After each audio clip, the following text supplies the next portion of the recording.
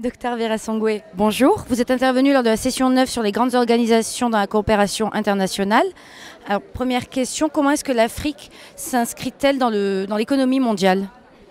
Je dois dire, pour l'instant, je crois que l'Afrique s'inscrit très bien dans l'économie mondiale si nous parlons économie-croissance, parce que, comme vous le savez très bien aujourd'hui, l'Afrique est le continent qui croît le plus, elle croît à 6%. Et elle a une moyenne de croissance depuis 2001 qui est à 6%. Elle est l'un des continents, si pas le deuxième continent, qui a rebondi de la crise le plus vite. C'est la première fois de l'histoire de l'Afrique que l'Afrique et la croissance reprend tout de suite après une crise. Avant, il fallait attendre 2-3 ans pour revoir l'Afrique reprendre sa croissance. Donc je crois qu'aujourd'hui, l'Afrique fait preuve de maturité avec des institutions qui sont bien établies et qui maintenant ont compris comment gérer mieux la macroéconomie. Ça, c'est, je pense, où l'Afrique peut s'inscrire à un bon résultat. Nous devons dire aussi quand même que sur les questions sociales, l'Afrique a encore du chemin à faire. Et nous sommes en train, au sein de la Banque mondiale, de travailler avec l'Afrique et c'est une des fonctions de la Banque mondiale, c'est de faire l'échange des connaissances et surtout avec l'Amérique latine, comme vous savez très bien, le Brésil a l'un des projets sociaux les plus réussis dans le monde et nous sommes aujourd'hui en train de faire apprendre ces projets sociaux, comment implanter ces projets sociaux, évidemment avec des spécificités africaines dans les États africains et depuis la crise en 2007, nous avons fait à peu près 47 différents projets sociaux d'échange entre l'Afrique et l'Amérique latine et l'Europe de l'Est. Donc je crois que sur le côté social, nous avons encore du travail à faire au sein de la Banque mondiale pour aider l'Afrique à mettre en place des instruments pour gérer des crises. C'était ma deuxième question. Concrètement, comment se traduit le rôle de la Banque mondiale auprès de ces pays africains? Nous avons en général, je crois, 3 ou 4 rôles. Nous avons premièrement un rôle de ce qu'on dit, je dirais, advocacy. Donc, c'est de dire et de mettre leur voix, d'apporter leur voix sur la table. Et comme ça, au sein des institutions comme le G20, la représentation et l'invitation par le G20 de la Banque mondiale fait que la Banque mondiale peut parler des pays plus diminués comme l'Afrique et mettre les problèmes et les causes, peut-être comme la crise du Sahel, sur la table dans ces grands débats. Donc, ça, c'est la première chose. La deuxième chose, évidemment, c'est aider ces pays à gérer la macroéconomie et la fiscalité. Troisième, c'est évidemment la croissance.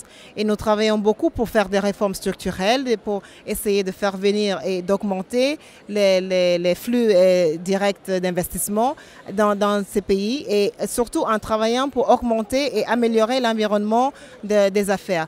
La troisième chose qu'on fait, c'est de travailler sur le plan social et mettre en place des réformes dans l'éducation, la santé, la protection sociale, qui font qu'ils peuvent aussi bénéficier, les plus démunis peuvent bénéficier des ressources nationaux. La cinquième chose que nous faisons, c'est le partage de savoir. Et maintenant, nous voyons de plus en plus que ce partage n'est pas un partage nord-sud, mais surtout un partage sud-sud et un partage sud-nord, comme je vous le dis, la Banque mondiale, nous prenons des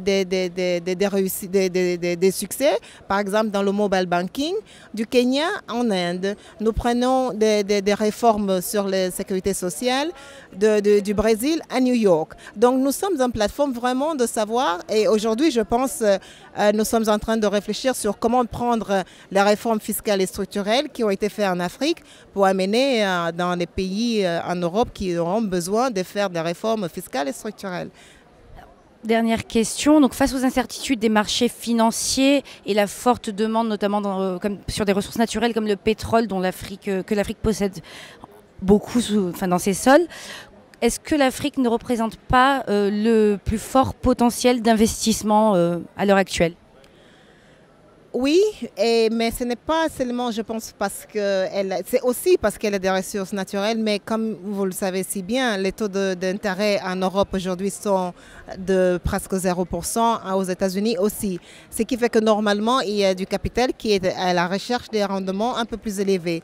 Dans les pays en voie de développement, ils trouvent des rendements un peu plus élevés parce que c'est comme on appelle en français, des emerging frontiers.